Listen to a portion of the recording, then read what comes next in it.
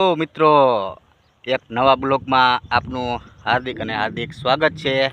તો બ્લોગમાં કન્ટિન્યુ બન્યા રહેજો। વરિયાળીને પીત બાંધી દીધું હોય મિત્રો, આપણે તમે જોઈ શકતા હશો। જો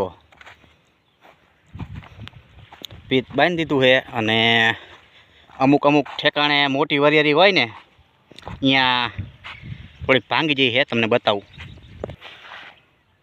જો મિત્રો આ અમુક મોટી વરિયાળી હોય ને અહીંયા ભાંગી જાય, પીત બાંધવામાં થોડુંક મોડું થઈ ગયું એટલે જો હવે જવા છોડવા ભાંગી જાય છે અને અમુક હાવ નમી જાય છે, એ તમને બતાવું।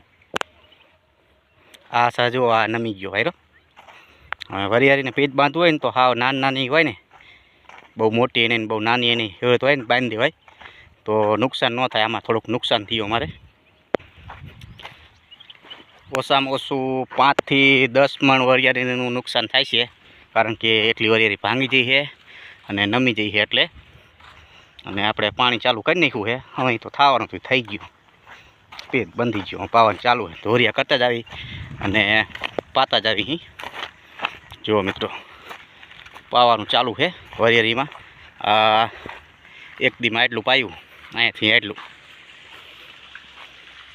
જુઓ મિત્રો આમાં પાણી જાય છે।